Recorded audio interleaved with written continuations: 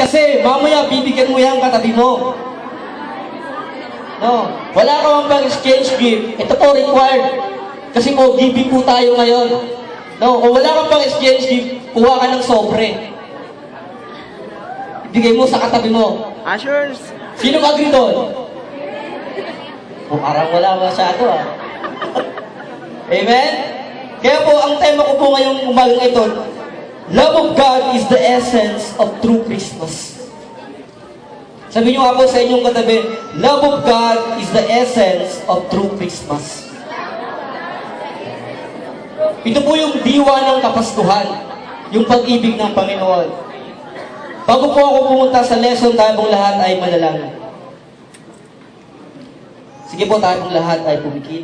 Panginoon Diyos na dakila, Diyos ng pag-ibig, sa umagang ito, O Diyos, ay patuloy ka namin dinadakila, niluluwalhati, Panginoon, sa aming mga buhay. Kami, O Diyos, ay nagpapasalamat sa ipinaranas mong pag-ibig, Panginoon, sa buhay ng bawat isang narito, O Diyos. Kaya sa umagang ito, Panginoon, hayaan mo, Panginoon, ipakita din namin, Panginoon, sa aming mga kapatid, ang pag-ibig na nagmumula sa iyo, O Diyos. Maluwalhati ka at madakila ka sa aming mga buhay.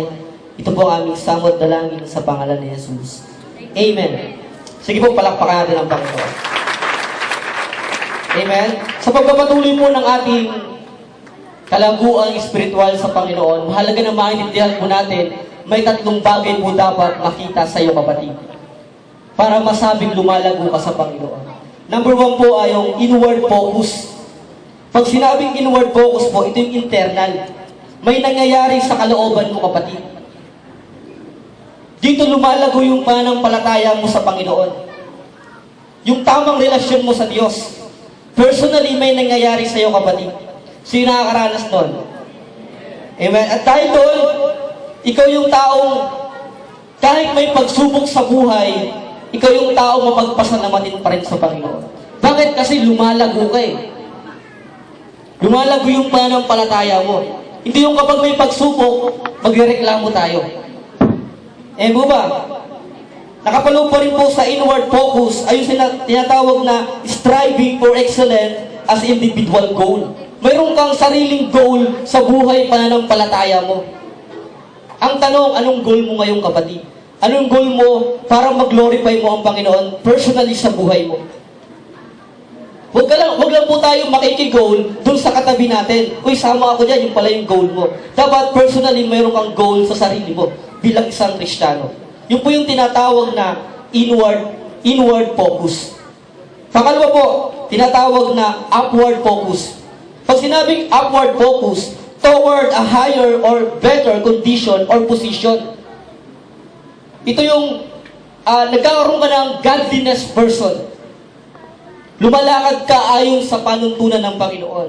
Ikaw yung taong umiiwas sa anumang kasalanan. Amen po ba? Pangatlo po, outward focus. At ito po yung pag-aaralan natin sa umagang ito. Pag sinabing outward focus, with the addition of brotherly kindness. At dito po, ito po yung sinasabing true Christmas. Love of God is the essence of true Christmas. Ang pag-ibig po ng Panginoon ay nag-uudyok sa atin upang mahalin mo ang katabi mo. Huwag mo lang siyang maalala kapag may Pasko, kapag December o simula ng September hanggang December. Dapat kahit nagkakaroon kayo ng minsang conflict sa bawat isa sa inyo, mahal mo pa rin yung katabi mo. Bakit? Kasi ang Diyos ay pag-ibig. Tapos kakanta tayo, it's all about you, Jesus. I love you, Lord. Tapos hindi natin kayang mahalin ang ating kaaway o yung katabi natin. Hindi lang Kapaskuhan ay magkakaroon tayo ng kapatawaran sa bawat isa. Bakit po? Kasi ang sabi ng Bible, kung tayo nagmamahalan, makikita ng sanlibutan na tayo ay kanyang mga alagad. Amen po ba? Amen? Kaya ang buong maghapong ito ay buong maghapon ng pagmamahal sa bawat isa. Pakikamayan niyo po ang inyong katabi at sabihin niyo, I love you, bro, sister. Amen? So both affecting how we act towards other people. Hindi lang po mga brethren natin, hindi lang po yung mga katabi natin. Dapat po, yung walang Panginoon sa buhay nila, ang dapat nangangailangan ng ng pagmamahal natin. Are you ready? Ready na po ba tayo magmahal ng patuloy sa ating mga katabi? So ano nga ba ang pag-ibig? Apat na bagay po ang pag-ibig. Handa na po ba tayo? May apat pong tinatawag na pag-ibig na nawa po maintindihan ng bawat isa. 4 kinds of love. Yung number 1 po ay yung eros love. Pag sinabing eros love means to a one man or woman relationship within the bounds of marriage. No, eros, yung asawa mo raw na lalaki at asawa mong babae. Siyempre, pag asawa mo, given na, mahal mo yan. I love you. Amen? Given na yan. Eros love. At pangalawa po, storge love. Pag sinabing storge love, ito yung nagmamahal ka sa anak mo, sa magulang mo, sa kaibigan mo, sa girlfriend mo, etc. Ito po yung love o kamag-anak mo. Ito yung storge love. At pangatlong love po na tinatawag sa Bible, yung Phileo. Phileo means it is delighting to be in the presence of one another. At ito po yung ating tatalakayin. Bago po ako dumako sa pang-apat, pag sinabing Phileo, the definition of brotherly kindness, the Greek word is Philadelphia. Sabihin nyo nga po, Philadelphia. Ito po yung Greek word ng brotherly kindness. Pag sinabing brotherly kindness, Phileo, it means love. Adelphus, or brother and sister. Literally means the love of brothers. Amen? Sabihin nyo nga po ulit sa inyong katabi, mahal kita sa Panginoon. Amen? Wow! Parang hugis puso yung ating mga mata, nakikita ko po. Nakikita ko na mamaya yung katabi nyo ay bibigyan nyo ng mga regalo. No? Alam niyo po, ang lindong ito ay Christmas party po ng CTF. Kung hindi nyo muna itatanong. Ang alam ko, nag-post po si Sister Levy. Tama ba, Ate Levy? Ang Ate Levy. No? Talagang nag-mention po siya sa Facebook. No, ang umagang ito ay umaga ng pagbibigay sa bawat kapatid natin sa Panginoon. Kaya dapat may inihanda ka, kapatid. No? Kaya kung wala ka man ngayong inanda, kumuha ka ng sobre at pagpalain mo yung katabi mo. No, sobre na. No, na may laman. Siyempre. No, mali mo na lang kung may naka-indicate sa sobre na later. No. Confront me. Ha? No? Wag lang next year. Mahal ka ni Nino, utang muna. No, bawal yun ngayon. Dapat ito yung pagbibigay talaga sa bawat kapatid natin sa Panginoon. Lalo na kapag meron kayong conflict, regaluhan mo yung tao na kung saan ay nagkaroon kayo ng conflict. Bakit po? Kasi ang pag-ibig ng Panginoon ay nakakapawi ng kasalanan. Kaya nga po ibinigay niya ng kanyang kaisa-isang buktong na anak dahil napawi yung ating mga kasalanan. Dahil ganoon din po tayo. Kapag tayo nagmahal sa katabi mo, hindi mo makikita yung kasalanan ng katabi mo Hello, tama po ba? Ang makikita mo yung pag-ibig ng Diyos sa taong yan. Amen? Alam niyo po, pag tayo nagmamahalan, especially po sa mga shepherds, sa mga house church, kapag nagmamahalan po ang bawat house church, the more po kayo lumalago. Walang mawawala.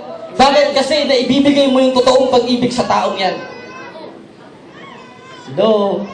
Nanayar mo na si Brother Christian. So, pang-apat po, last na love, ay yung tinatawag na agape. Sabihin nyo nga po, agape. Means, love of God or unconditional love. At ito po ay makikita natin sa Book of John, chapter 3, verse 16. For God so loved the world that He gave His only begotten Son, that whoever believes in Him shall not perish but have everlasting life. Hindi tinignan ng Panginoon ang kasalanan mo, kapatid. Ang tinignan ng Panginoon sa buhay mo ay kung paano ka rin magmahal sa ibang tao sa mundo. Amen? Jesus was the greatest expression of love that ever came into the world, but it is never recorded that He ever said the words, I love you. Hindi niya sinabi lang sa bawat sa atin po, I love you. I love you, anak. Bakit po? Ayon po sa survey, because 95% of all love is non-verbal. Isa po ako doon. Pero, ipinapakita ko. Kaya nga siya na-in-love eh. Isang tingin lang. Oh, shit! Dapat ganun din po tayo. Huwag tayo puro ngawa.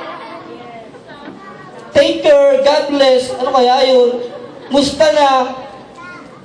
Sabi nga ni James, in the book of James, kapag ipinalangin mo yung isang kapatid mo, for example, financially, nanalangin ka sa kanya, dapat ikaw yung unang magtanim doon. At kung sino yung nangangailangan ng problema o ng tulong, dapat yung katabi muna ang unahin mo.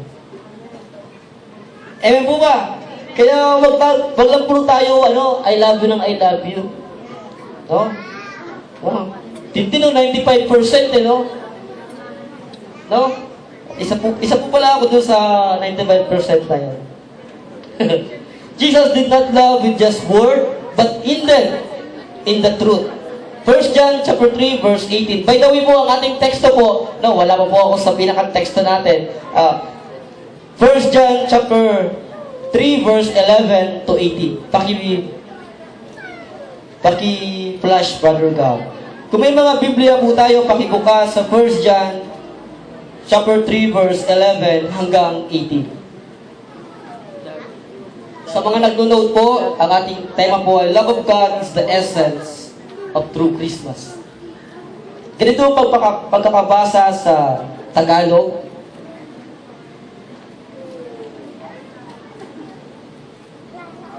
Tingnan ninyo kung gaano kalaki ang pag-ibig sa atin ng Ama. Tinawag tayo ng mga anak ng Diyos at iyon ang totoo, ang dahilan kung bakit hindi tayo nakikilala ng mga 1 John chapter 3 verse 11 hanggang 18. Sorry po. Ito ang mensaheng narinig ninyo sa simula pa, magmamahalan tayo. Huwag tayong tumulad kay Cain na kampo ng dyablo. Pinaslang niya ang kanyang kapatid. Bakit? Sapagkat masama ang kanyang mga gawa. Ngunit matuwid ang mga gawa ng kanyang kapatid. Kaya mga kapatid, huwag kayong magtaka kung kinapuputan kayo ng sanlibutan. Nalalaman nating lumipat na tayo sa buhay mula sa kamatayan, sapagkat iniibig natin ang mga kapatid. Ang hindi umibig ay nanatili sa kamatayan. Mamamatay tao ang napupuot sa kanyang kapatid. Hala. At nalalaman ninyong ang buhay na walang hanggan ay wala sa mamamatay tao. Dito natin malalaman ang pag-ibig. Inialay ni Kristo ang kanyang buhay para sa atin. Kaya dapat din nating ialay ang ating buhay para sa mga kapatid. Kapag nakita ng isang may kaya sa buhay ang kanyang kapatid na nangangailangan at pinagkaitan niya ito ng tulong, masasabi ba siyang umiibig sa Diyos? Mga anak, huwag tayong magmahal sa pamamagitan ng salita lamang, kundi patunayan natin ito sa pamamagitan ng mga gawa. Pinagpana po ng Diyos ang kanyang mga salita. Pakisabi po ulit sa inyong katabi, ano ba ang pwede kong ibigay sa iyo?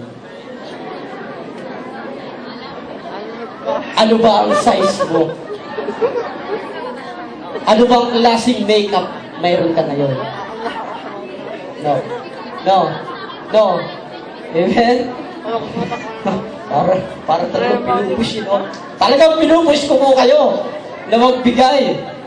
Kasi ang Diyos ang unang nagbigay po sa atin. Amen? Sa New Testament po, ipinakita po ng Bible sa New Testament, it describes the love which Christian cherish for each one of brethren, as brethren. Pag sinabi pong cherish, to feel or show great love for someone or something. No, po ba? Ito po yung sinasabing cherish.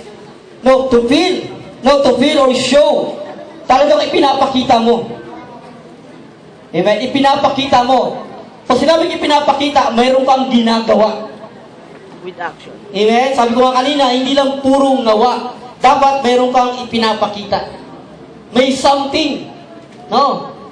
Amen po ba? Kaya mahalaga na maintindihan po natin, no? Ipakita natin to. Christians were charged to display this virtue. No, pag sinabing virtue, yung ikaw mismo yung nagpapakita. Ikaw yung model ng pag-ibig ng Panginoon. Hebrews chapter 13 verse 1. Sige bro, Brother God. Hebrews chapter 13 verse 1. Sabi po dyan, let brotherly love continue. Pag sinabing continue, tuloy-tuloy. Hindi pag nagalit, pagka nagkaroon lang kayo ng conflict, ayoko na sa'yo. Hindi na kita love. Di ba sa mga boyfriend, girlfriend, ganun, no? No, pagka nagkaroon ng konting conflict lang, mawawala na yung pag-ibig, medyo bababa na yung pag-ibig. Bakit? Kasi may standard po kasi tayo ng pagmamahal. Alam mo yung standard? Mayroon tayong limitasyon. Kapag hindi mo nagustuhan yung isang pagkatao nung minamahal mo, mababa yung pagmamahal natin. Halimbawa, nakita mo, ay, may ingrown pala. Hiyaw ko na sa'yo, kadiri ka. Ay, ang dumi-dumi ng kuko mo. Ano ba yan? Mamahalin pa sana kita. Hindi. No, nagkaroon na ng kasalanan sa iyong katabi mo. Ano ba naman? Ano ka ba naman? At tagal-tagal mo ng Kristiyano, ganyan pa rin ang ugali mo. No, pagpasensyahan mo yan kasi, habi nga ng Bible, gatas pala yung kanyang kaya. Amen? Hindi pa matigas. Eh po ba? Kaya tayo, kapag nagkakaroon ng kasalanan yung katabi mo, patuloy mo siyang mahalin. Mahalin. Mahalin. Amen? Sabi nyo nga po, I love you, Rod. I love you, sis. Hintay ka lang mamayang hapon, ha? Amen? No. Talagang pinipilit ni Brother Risha na magbigay. No.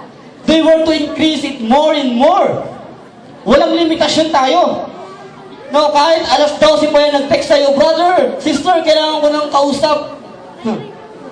I-text mo lang ako. Kahit tulog ako, gigising ako para sa'yo. Dapat ganun tayo parate. Amen? Hindi yun, mamaya na, tulog pa ako. Paano kung magpapakamatay na pala yan? Totoo po yun. Kasi hindi mo nakikita yung sitwasyon niya. Pumuyok pa. No, hindi mo nakikita yung sitwasyon niya. Kaya dapat po tayo, bilang manampalataya, especially po sa mga leaders, na ano po, ipakita natin to sa mga tao nating inaalagaan. More and more. Kung nagugutom, pakainin mo. Amen? Kung nakikita mo yung kanyang damit ay medyo butas-butas, regaluhan mo mamaya. Di naman porket, bibigyan mo ng regalong damit na laging butas-butas. Hindi. To acknowledge lang po sa kanya. Tama po ba? Amen? They had been purified for this very purpose. Kailangan daw po, kapag tayo nagbigay sa katabi mo, may plano, may layunin kung bakit ka nagbigay sa kanya. Amen po ba? Nawa po, iwasan natin sa ating kaisipan kung bakit tayo nagbibigay dahil balang araw may maitutulong din sa'yo yan. Hindi. Kailangan pag nagbigay po tayo sa ating kapatid sa Panginoon, kailangan mag-glorify natin ang Panginoon. Hindi tayo mag-glorify. Amen po ba? Hindi yung, binigyan kita. Siguro pag nangailangan ako, bibigyan ko rin ako. Amen. Hello. Kahit walang nirigalo yan sa'yo, huwag nating sabihin, nasan yun sa akin? Di ba? Amen po ba? Kailangan, intindihin mo siya. Amen? Romans 12, verse 10. Sige, Brother God.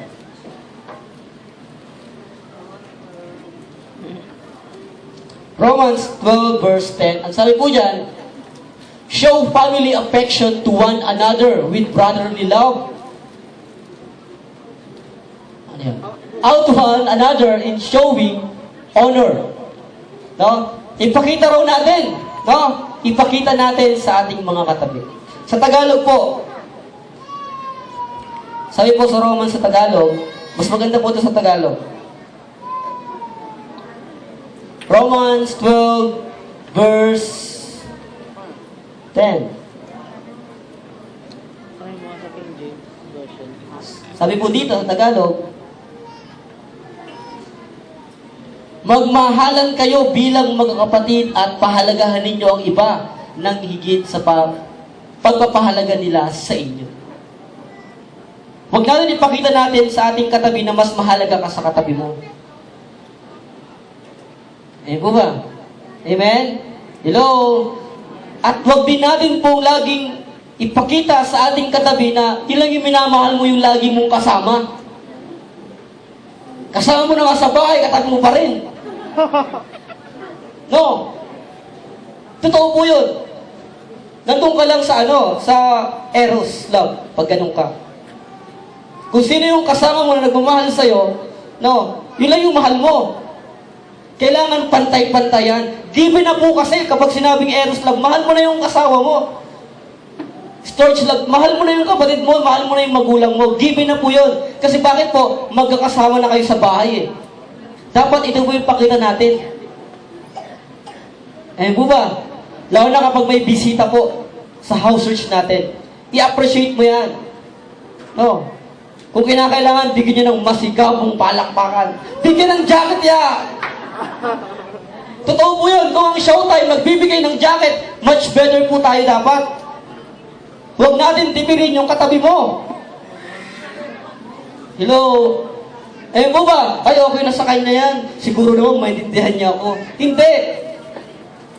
Kasi nga, ipinapakita natin ang pag-ibig ng Panginoon sa katabi natin. Hello? Tama po ba? Amen? So the demand of brotherly kindness, may hinihingi raw po ang kapatiran o yung pagpapakita natin ng pagmamahal sa ating katabi. Number 1 po, necessary to know God. The demand of brotherly kindness, necessary to know God. Ito po yung hinihingi ng kapatiran natin. Kapag po natin patuloy na minamahal ang katabi mo, ang kapatid mo sa Panginoon, mas mauunawaan niya kung paano dakila ang Diyos sa buhay mo mismo. Sabi nga ng Bible, hindi tayo pwedeng magmahal, hindi natin pwedeng mahalin ang Diyos kung hindi mo iniibig ang ating kapatid sa Panginoon. Katulad din tayo ng mga walang Diyos sa labas. Sinong agree po doon? Hindi mo pwedeng mahalin ang Diyos, hindi mo pwedeng sabihin, Lord, I love you, pero may kinapuputan ka naman. Yan po ba? Kaya nga nakakalungkot isipin, no, nakakalungkot pakinggan, kapag ka may natisod sa ating ibang tao, dahil sa ating ugali, ay, Kristiyano pa naman siya, bakit ganun siya? Pero kung ipinapakita natin ang pag-ibig natin sa ating katabi, sa mga hindi nakakilala sa Panginoon, dito makikilala ng tao yun ang kabutihan ng Panginoon sa buhay mo. Masasabi niya na, ay, totoo pala yung Diyos niya. Sama ako dyan. Kasi nakikita ko ang kabutihan ng Panginoon sa buhay mo. Kaya mahalaga po yung testimony. Po ba? Ipakita natin sa ating mga kapatid. Jesus made love for brethren an identifying mark by which the world can know we are His disciple. John chapter 13, verse 34 to 35. John, nandyan lang po yan. Chapter 13, verse 34 hanggang 35.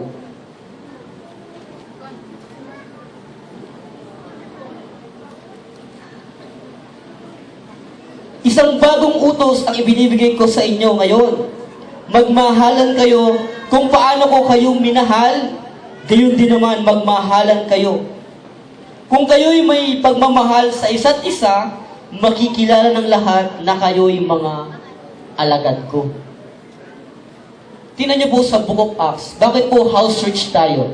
No, may paliwanag ko lang po ang ibig sabihin ng house church sa mga bisita po natin. Ang house church po, ang nakasentro po dito ay ang pag-ibig ng Diyos sa bawat kapatid natin. Sabi nga doon idinadagdag ng Diyos sa kanilang tahanan ang mga nangangaligtas. Bakit po? Kasi nagtutulungan sila. Hello, tama po ba? Mag-inom ka nilang ari-arian ay binibenta para lamang sa pangangailangan ng katabi niya o ng katabi mo. Dapat ganoon din po tayo. Magsakripisyo tayo para lamang sa ating kapatid sa Panginoon. No. Sabihin ko po sa inyo, hindi ka niya iiwan. Totoo po yun. Amen? Susunod yan sa'yo. Bakit? Kasi naipapakita mo yung pagmamahal mo sa taong yan. Ano man ang kalagayan yan, matanda man yan, professional man, bata man yan, susunod at susunod sa'yo. Bakit? Kasi ipinapakita mo yung pag-ibig sa'yo, sa Kanya. Amen? Kaya po, sa paglabas natin sa gusaling ito, huwag nating hayaan na hindi natin ipadama ang pag-ibig natin sa bawat miyembro ng pamilya. Amen? Amen po ba? Hello? Necessary to be Jesus' disciple. Necessary to answer Jesus' prayer for unity. Ito raw po yung inihingi ng Panginoon sa ating kapatiran. Kapag daw po tayo patuloy na nagmamahalan, kapag ipinalangin mo ang katabi mo, agad tutugon ang Panginoon sa buhay ng katabi mo. Tama po ba? John 17 verse 20 to 23. John 17.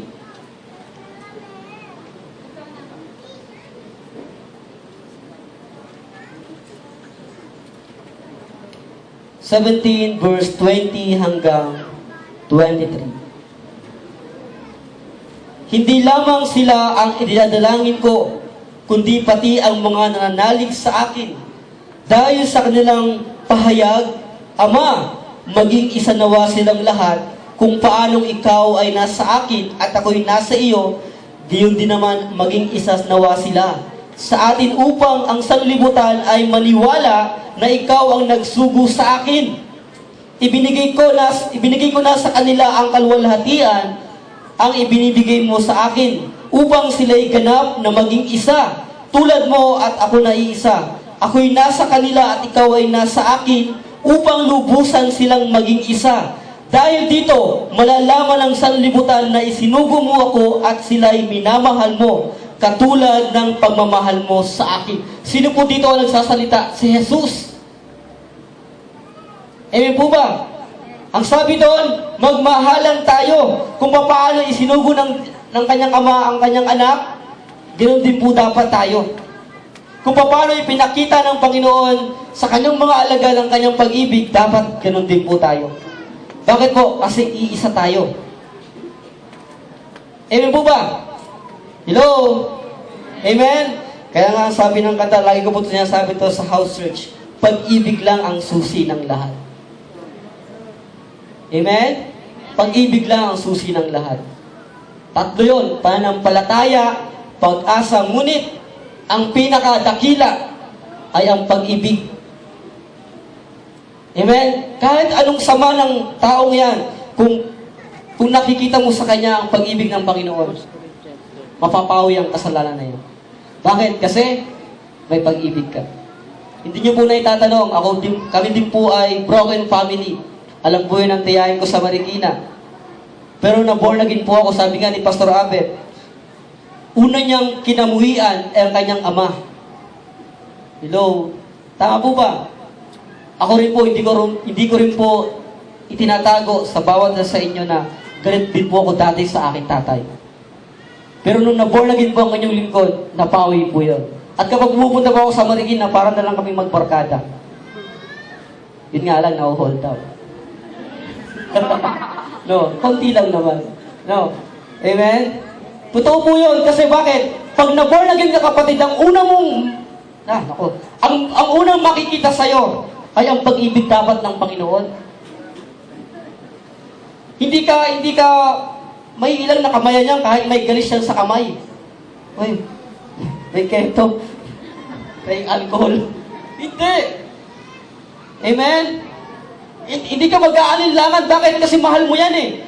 Kasi nakikita mo yung pag-ibig ng Diyos sa taong yan. Kasi iniligtas din ng Panginoon yan. Yun nga lang, hindi pa nakakakilala. Eh po ba? Kaya dapat yun yung maturity natin. Hindi tayo pwedeng lumago sa pananampalataya. Hindi tayo pwedeng lumakad sa panuntunan ng Panginoon kung wala tayong pag-ibig. At ang pag-ibig kasama po ito ng pagbibigay. Amen? Ephesians chapter 4 verse 3.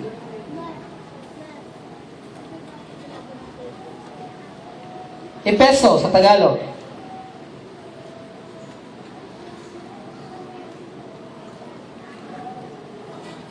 Endeavoring to keep the unity of the Spirit in the bond of peace. Sa Tagalog po, Epeso. Epeso chapter 4 verse 2. Yung sa translation.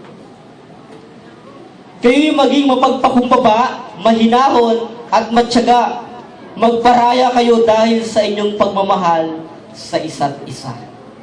Ayan, magparaya daw po. Pag sinabing magparaya, no? So, ano na, puro barko eh. Puro na barko eh. Siyempre, kamaya na. No. Pag sinabing magparaya, magpakumbaba. Halimbawa, may pagtitipon. No. Patuloy tayo magpakumbaba kung ano yung pinag-uusapan. Huwag mong i-push yung sarili mo doon sa kagustuhan mo na mangyari. Sinasabi ng leader, ano gagawin natin? Isang tabi mo muna yung karunungan mo. Po ba? Magparaya po tayo. Bakit? Kasi nire-respect mo yung kapatid mo sa Panginoon. Amen? Sabi nga huwag mong hayaan na ipakita mo sa iba na mas mataas ka. Sapagkat ang nagpapakataas ay ibababa.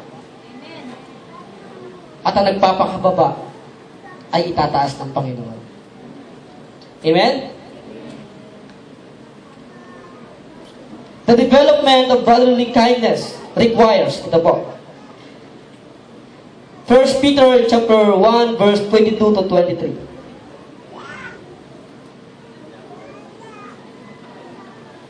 1 Peter chapter 1 verse 22 hanggang 23.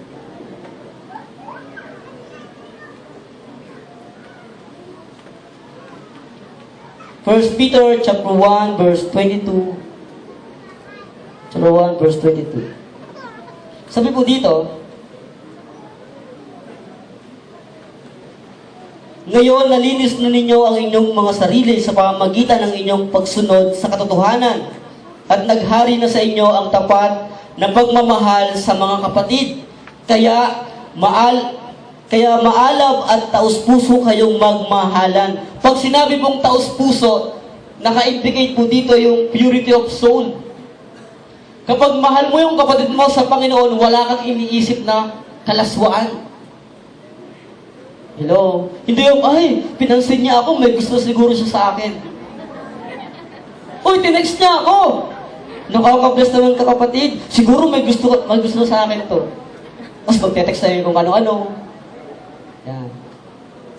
Mayain ka na yan. Bakit? Kasi yun yung udyok ng kaaway. Ayan po ba? At ang gawa po ng kaaway sa buhay po natin para tayo ay sumunod sa totoong pag-ibig, papasukan tayo ng kakaibang pagmamahal sa kapatid natin. Especially po sa mga babae at sa lalaki. Amen? Hindi yung, pag nakita mo yung katabi, yung isang mag-asawa, hindi niya kasama yung asawa niya. Uy, may asawa na siya, bakit siya sumasama pa sa iba? Amen? O kaya sa girlfriend o sa boyfriend. Dapat po kapag tayo nagmamahal sa ating katabi, sa ating kapatiran, wala tayong iniisip na anumang masama sa kapatid natin sa Panginoon. Po ba? Amen? Hello? Hindi nakita mo na, susugon. Ano pa si Judilyn na? Ano kaya ginawa niya ron? Malay mo, ginaya niya si Bong Navarro. No, nagdala ng food. Bakit? Kasi may Bible study doon. O, di ba? Amen? Dala ka food sa kondo, bugbog. Di ba may t-shirt yun, no? No, punta ka sa kondo, nakalagay dito, bugbog, sarado ka. No? Ang mga Pinoy talaga, magagaling sa mga, sa iba't ibang, alam mo yun, kalokohan. Pati sa pag-ibig, may kalokohan din. No, sa mga picture, selfie. No, tapos, iba na pala. Hello? Po ba? Kailangan pure yung ating pagmamahal sa ating katabi. Amen? Sabi nyo nga sa inyong katabi, gaano ba kabusilak ang pagmamahal ko sa atin? Pag sinabing kabusilak, no, puro. No, walang halo. No, hindi yung pagtalikod mo, i-chismis ka na ng katabi. No. Hindi naman totoo yung pagmamahal niya sa akin. Gano'n naman talaga siya. Hindi totoong pag-ibig doon. Hindi totoong pag-ibig po yun. Amen? Alam po yun, Kristyano sa nguso lang po yun. We have been born again by incorruptible seed. Na-born again po tayo dahil ito po yung panawagan ng Panginoon na tayo po ay magmahal. Amen po ba? Amen? Next. If we desire true brotherly kindness, make sure that we have purity of soul. Kung daw po tayo magmamahal sa ating mga kapatid sa Panginoon, mahalaga daw po na yung ating kaisipan, yung ating puso ay busilak na pag-ibig sa bawat isa sa atin. Alam niyo po, ramdam ng katabi natin kung may something yung pag-ibig natin. Hello, tama po ba? Po ba? Ramdam po yan. Pero ramdam din naman ng taong yan kung talagang busilak yung pagmamahal natin sa Kanya. Amen? 1 Timothy chapter 4, verse 9 to 10 requires being taught by God. Ano pong sabi dyan? 1 Timothy chapter 4, verse 9 to 10. This is saying is true, is trustworthy, and deserve full acceptance. In fact, we labor and strive for this because we have put our hope and living God, who is the Savior of everyone, especially of those who believe. Amen? Sa Tagalog po, 1 Timothy chapter 4, verse 9 to 10. Totoo ang salitang ito at dapat paniwalaan ng lahat. Dahil dito, nagsisikap tayo at nagpapagal sapagkat umaasa tayo sa Diyos na buhay at tagapagligtas ng lahat ng mga tao, lalo na ng mga sumasampalataya. Amen? Nagsisikap tayo magmahal. Bakit? Kasi yung tao hindi nagmamahal ay ano rin po, sasampalatayan sa Panginoon. Amen po ba? Amen? Kaya, mga kapatid, ang susi lang po sa paglago sa Panginoon ay ang totoong pag-ibig. Amen? Hindi lang po tayo nagtitipon-tipon tuwing may pagtitipon sa house church kasi parang responsibility natin yun. Hindi po. Kung bakit tayo nagtitipon-tipon, dahil mahal natin ang bawat isa sa atin. Po ba, kung totoo yung pagmamahal natin sa bawat inaalagaan natin, especially po sa mga leaders, no, hindi tayo tatama rin maglingkod sa Panginoon. Bakit po? Kasi mahal mo yung inaalagaan mo. Nakikinig po ba ang lahat ng mga leaders? Hindi tayo mapapagod na maglingkod sa Panginoon kung alam natin sa ating sarili na mahal mo yung inaalagaan mo, kapatid. May kwento nga po yan eh. Isang pong tatay tsaka isang anak. Yung tatay po masyadong busy. Pero po, nagkaroon ng pagkakataon yung tatay na makita niya yung anak niya na nag-iisa at tinawag po niya ito. Sabi niya, anak, punta ka nga dito. At ipinaliwanag naman po ng tatay sa kanyang anak. Pasensya ka na kung masyado akong busy. Pero alam mo ba, sa sobrang kabisihan ko, ang lahat ng ginagawa ko ay para sa'yo. Iba ka sa lahat. Sabi ng tatay sa kanyang ama. At dahil doon, umiyak po yung kanyang anak. Sabi ng kanyang anak sa tatay, alam mo, itay, dahil sa sinabi mo, nabawi yung aking lungkot. Hindi ko na naisip na ako'y magpapakamatay. Kasi po, malapit na palang magpakamatay yung anak na yon. Bakit? Kasi puro kabisihan. Puro pansarili lamang yung kanyang, inaatupag. Dapat, maging ang konsepto natin maging isang magulang. Kasi po, bilang isang magulang, nakasentro ito dun sa pagmamahal sa kanyang anak. Na kahit anumang gawin niya, ay para lamang to sa kanyang anak. Dapat ganoon din po tayo, mga kapatid. Po ba? Sino po dito may mga inaalagaan, magsabi ng amen. Amen? Kung patuloy nating minamahal yung inaalagaan mo, kapatid, lalago yan sa Diyos. Walang away-away. Sabi nyo nga, huwag na tayo mag-away. Totoo po yun. Kung walang pag-ibig at may reservation ng pag-ibig mo, kapatid, mamumudyan yung separation. Magkakanya-kanya na yan. O, dito lang kami. Bahala kayo, na-OP kasi ako sa inyo. Alam niyo po, nakaka-OP naman talaga eh. Nakaka-OP po pagka hindi mo napapansin lahat yung, alam mo yun, liit-liit na nga ng grupo, hindi pa napapansin. Di ba sa isang bahay, sa isang tahanan, kapag yung isang anak lang pinapansin ng kanyang magulang, nagsiselos na yung kanyang anak. Tama ba mga nalubhasang mga magulang? Ba't siya lang yung binili mo, hindi ako? Ganun din po sa house church o sa isang small group. Kapag hindi mo lagi pinapansin yung isa, mamumuna yung rebellious spirit. Tapos magtataka, bakit ganun?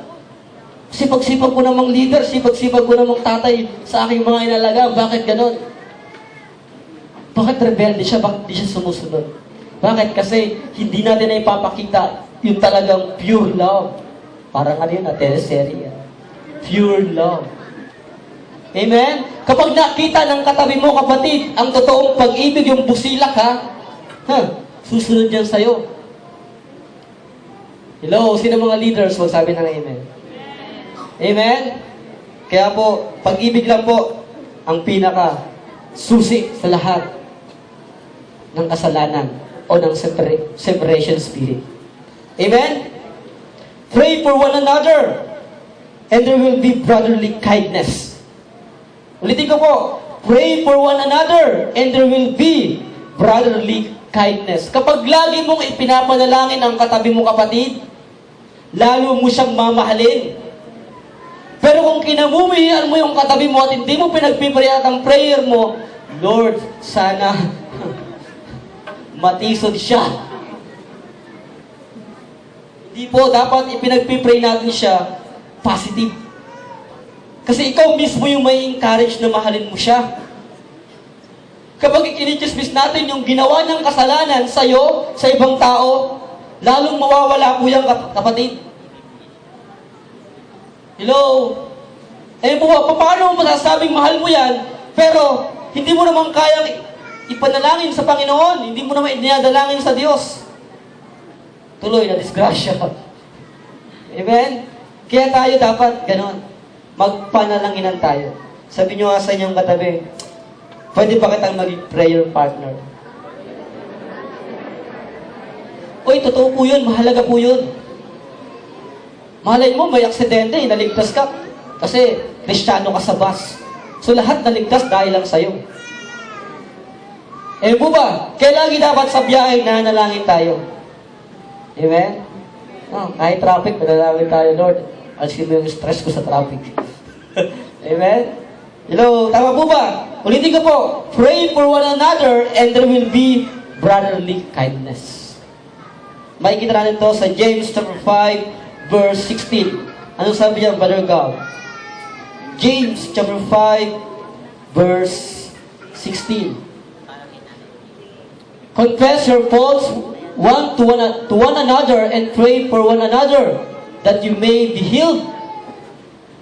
The effectual fervent prayer of a righteous man availeth much. Amen? Kaya mahalaga po yun. Magsabihan tayo. No? Kailangan maging close ang bawat na sa atin. Bakit? Kasi kapag close tayo, pwede mong sabihin ano man yung pinagdadaanan mo. Hindi lang kasalanan. Kasi ang teksto po talaga niyan ay kasalanan. Hindi lang po kasalanan. Kapag po tayo may magandang intimate sa bawat isa, open na, close pa. Amen? Open ka sa kanila and then close pa kayo. Oh? Nakuha ko yung kay Ate Jo. Amen? Open na, close pa. Bakit po? Kasi alam nyo sa bawat isa. Na nagmamahal. Nagkakaintindihan kayo. Amen po ba? Amen? May mga may mga cellphone naman po tayo. Text nyo po yung mga leaders. Amen? Yung simple quotes ba, mahalaga po yun. Amen po ba? Requires spending time with another. Ayan. Ito yung crucial. Yung time, yung oras. Sabi niyo nga po, time. Ayan. Nasusukat po, ang batayan po ng pag-ibig sa Diyos, una sa lahat, ay yung oras. Kung mahal mo ang Diyos, lagi dapat tayo excited sa mga ganitong gawain. Tama po ba? Ganun din po sa ating kapatid. Kung mahal mo ang katabi mo, lagi kang excited na makita siya. Kaya pagpunta sa gawain, oy, house church na, makikita ko na naman si brother, si sister, at dahil doon, ikaw yung mauuna. Amen? Hello? Pero kapag na-OP sa isang gawain, laging ano po yan, may dahilan. Sabi nga ng kasabihan, kung may paraan, kung may dahilan, ano? Kung ayaw, may dahilan, ano? Kung gusto may, galing mo, brother. Amen? Kaya naman talaga natin eh. Kahit kami po yan, paglaanan natin yung kapatid natin sa Panginoon. Ito yung tinatawag na follow-up. Sabi niyo nga po, pwede mo ba akong i-follow up? Wow. Sige po, sabihin niyo po. Oh. Po ba? Maglaan po tayo. This I have gleaned from personal experience. The more I am around people, no, dapat lagi po tayo nasa fellowship. Kasi po pag lagi tayo nasa fellowship, lalago at lalago. Sabi nga, hindi ka pwedeng mabuhay sa isang isla. Sino niniwala doon? Hindi ka pwedeng lumago kung ikaw yung mismo nag-aaral sa sarili mo. Ulitin ko po, hindi ka lalago, kapatid, kung lagi kang nag-iisa sa bahay mo. Hindi ka lalago kung wala ka lagi sa gawain sa mga tao sa paligid. Hindi mo rin kayang mahalin ang mga tao sa paligid kung wala ka rin doon sa mga taong yun parate. Hindi mo siya makikilala kung wala ka rin parate. Po ba? Yes, may mga dahilan po tayo, pero lagi na lang bang may dahilan? Bakit kaya niya? Ang dami niyang trabaho. May mga anak siya, bakit kaya niya? Ikaw, binata, dalaga. Ba't hindi mo kaya? Kasi manonood pa ako ng teleserye ngayon. Forevermore. Tapos sabi sa Facebook, hindi ako naniniwala sa Forevermore. Kasi ang kasunod, galing mo, huli ka! Forevermore, tapos two wives. Di ba? Kailangan ganun po tayo. No? Dapat forever tayo na nagmamahalan. Amen? Dapat nag-amen kayo ron. Amen? Forever tayo. Hindi porket nagkasala sa iyong katabi mo, hindi na kita love. Kumakaimig yung isa dun, ha? Amen? Requires spending time with brethren. The more I share experiences with them, both good and bad. Ayan. Alam niyo po, masarap kaya magkwentuhan. Amen? Kaya kapag nagsasama-sama po kami nila Brother Randy, nila Richard, minsan si Brother Renz, sarap magkwentuhan. Kung ano-ano napupunta sa kwentuhan yan. Amen? Amen? Pero maganda naman. Amen? Ganun din po tayo, hanap tayo na may kakwentuhan. Huwag tayo magmukmuk sa bahay lang. Huwag lang natin isubsob yung ating pagkatao sa trabaho. Kasi mapapagod ka, kapatid. Hindi mo makikita yung pag-ibig ng Panginoon sa tao yan. Kapag lagi tayo nakasentro sa ating sarili. Huwag natin sabihin, ay, iba-iba kasi ang ugali, kaya gano'n. Hindi po. Makapangyarihan po ang Panginoon. Huwag natin sabihin, ito kasi ang personality ko, hindi na ako mababago. Hindi po. Kasi kung mahal mo talaga ang Panginoon, kahit anong sama ng kapatid mo, anong sama ng ugali niya, mamahalin mo pa rin yan. Bakit? Kasi God is love. Amen? God is love. Kapag ikaw ay pinuspos ng pag-ibig ng Panginoon, kahit sino kaya mong mahalin. Amen? Nakarada na ba yung mga soft drink yung mamaya sa katabi nyo? Amen? Nakarada na ba si tatlong tao dyan? Amen? Amen? O maraming nagbibente. No? Amen? No. Nakanda na ba yung mga tigpipete dyan? Amen? Kailangan ganun po. Ipakita natin. Next po. As it affects our service towards the brethren. 1 Timothy chapter 5, verse 14.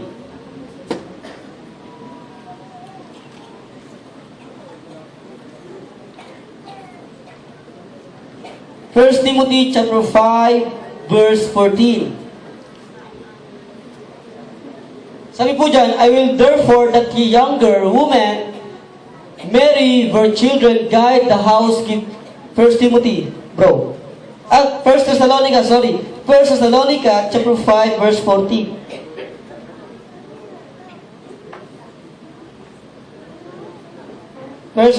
Now we exhort you, brethren.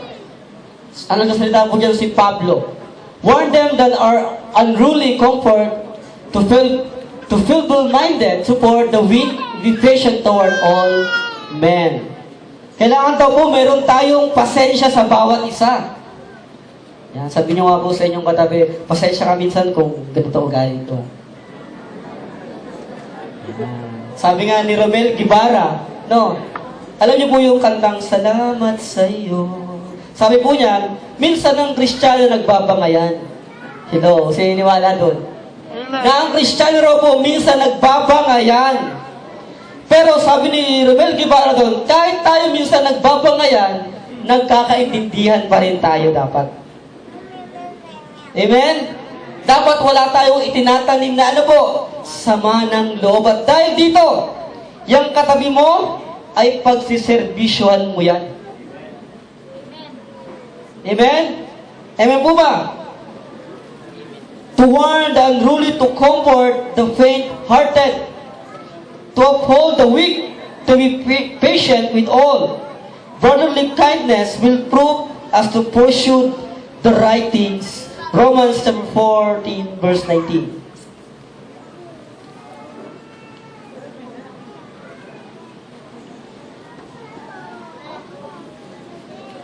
Ano po sabi dyan? Romans chapter 14, verse 19.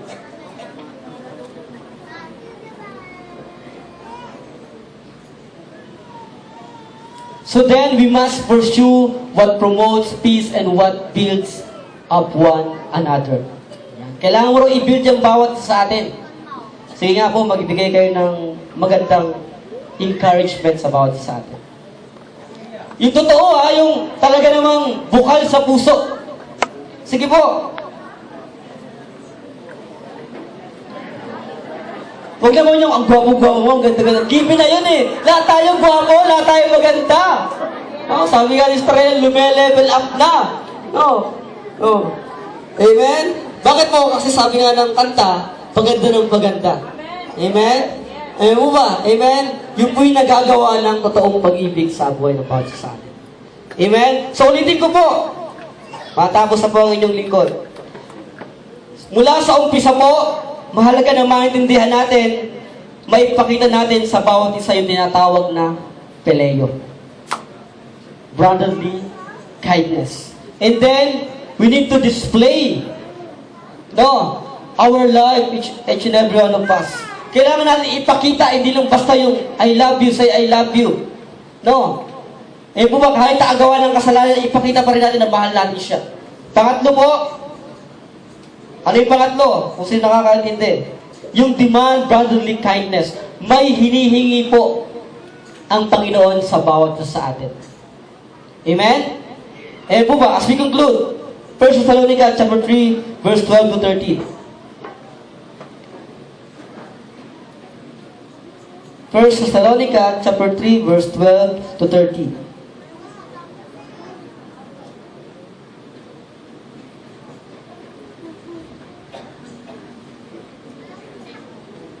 1 Thessalonica chapter 3, verse 12 to 13. Naway palaguin at pagsamahin o pasaganahin ng Panginoon ang inyong pag-ibig sa isa't isa at sa lahat ng tao, tulad ng pag-ibig namin sa inyo, nang sa gayoy palakasin niya ang inyong loob upang kayo'y manatiling banal at walang kapintasan sa harap ng ating Diyos at Ama hanggang sa pagdating ng ating Panginoong Hesus kasama ang lahat ng kanyang mga hinirang. Amen. Nawa po, sa pagdating ng Panginoon ay patuloy tayo nagmamahalan. Walang awayan, kapatid. Huwag mong awayin ang katabi mo. Huwag mong pag-isipan ng pangit ang katabi mo. Patuloy mo siyang mahalin. At ulitin ko po, huwag tayong magmahal sa mga taong nagmamahal lang sa atin. Amen po ba? Huwag mong mahalin yung taong nagmamahal lang sa'yo. Bakit po? Kasi pagka ang tao lang nagmamahal sa'yo ang minahal mo, wala rin tayong pinagkaiba sa mga walang Diyos sa buhay. Amen?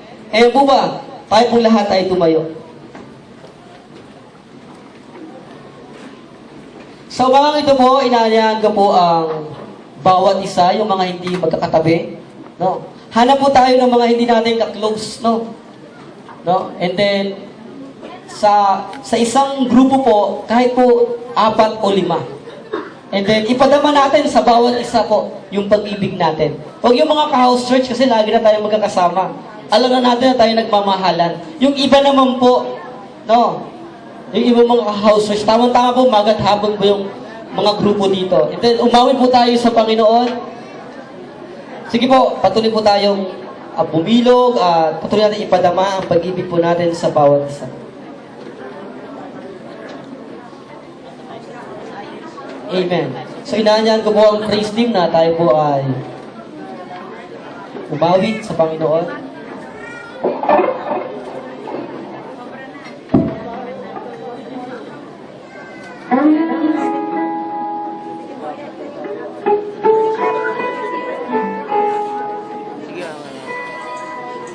Sige po, bago po tayo magpanalanginan, patuloy po tayong magpuri sa Panginoon. Can we close our eyes, people of God?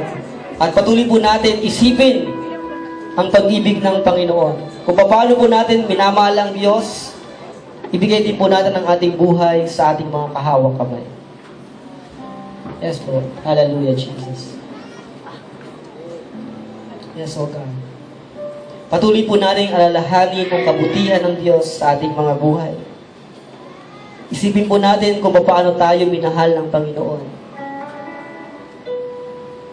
Isipin po natin yung ginawa ng Diyos sa krus ng Kalbaryo. At dahil dito, ang bawat isa po sa atin ay patuloy na magmamahalan. Awitin po natin sa Panginoon ang awiting ito. Hallelujah, Jesus. Hallelujah. Yes, O God.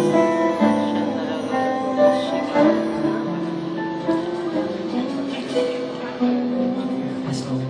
Hallelujah.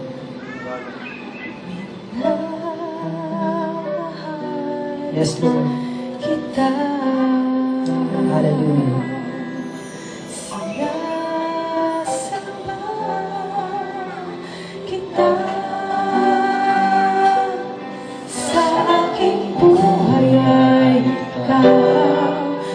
Nagbigay kahulugan, Yes, Lord. minamahal, sinasamba kita. Minsan pa, minamahal, nasamba kita, O Diyos.